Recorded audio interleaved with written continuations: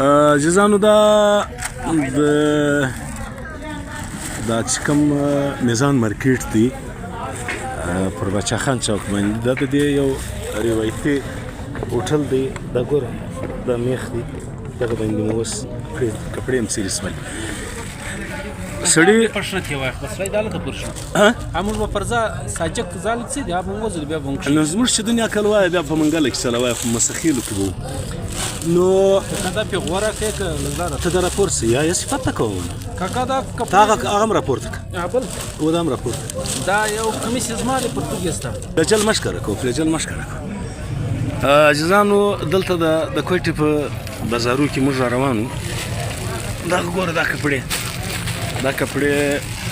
سبا دا سړی خیال سره کوه لاس ته سپاو پلاستیک دی پر هغه ځای خېوټه کوه لاس ته پر روشنه دی یا لاس مو په خدای کا صفا دی لاس مو صفا نه دی لاس مو لړلې دی لاس په ډیر شان لړلې دی دغه دی خو په آی پلاستیک څه دی دا خو نو تا خو د پلاستیک نه دی او تاسو دغه تر کپړې دی تا خو به دغه سر نه خلاص دی دا په پلاستیک کې د زما لاس اثر نه پر کی پر مطلب خیر نه پر دغه نو دلته په بازار کې را روانو پر د سړکانو باندې ډیر خوري پرته وي اوس دا جوړه شوه دا د سبا غوندي نو زه په ډیر انتهایی په غوسه باندې وکم تم لږ د غوسې بیا په قرآن کې یو کار درو چې ورو دا تر وینه دا نو عزیزان اختي ورته وای په ډېر شدید الفاظ عزیزان ما ورته وای یا اوله وار خو ګوره اوله وار به دغه سر نه خلاصي نو زما بدخوانو نو د کوټې دشمنانو اوسئ پر دغه روډو باندې کچیر سبا اوبه نه وي پاشل سوي دي زما د خدای په قرآن قسم ټول عالي چې دغه غربشن پکې سوی د دنیا غټ غله دلته راځي ته روډونه ورته مینځي روډونه ورته صفا کوي بل ورځ یو غټ خبر راغلی بتیخ هغه نه وي وړي د بایزید خدای په قرآن قبل چې قسم ماجد لازم قبل چا دلته ګوره دلته چې کوم شیان ورک دي کاغه ژوندي دي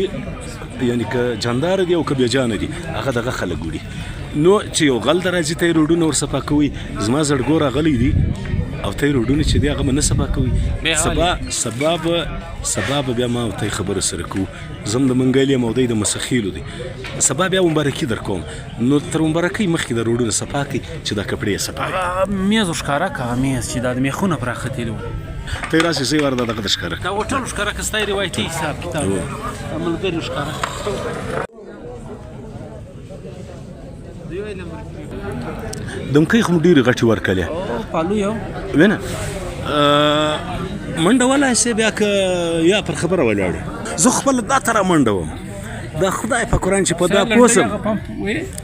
چې په دا هغه استعمالوم چې په دا پوسم چې ځای د منډې دی پر رسول کوم بیا ګامونه وې حساب او بیا زما یو ګام چې دی اتلس فوټه دی ملا عبدالله صابر ویل ورځه دای ټنګار سره لکه ګولي ډنډه سره دی ورمره ولما په لورلای کې سیکل روان کړ بل ورله شا موقته چې میړه سکوټر پکې راوړ مطلب وای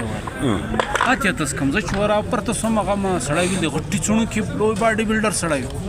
ول ما سترګې د وتلې دا څه کوي ول دلته څه کوي ما ته څه کوي ول دول وسمواله څه د وسل مال ته ځان ته بدمعاشه ول دول هو ول مال بیا خیر به خبر به وکسانه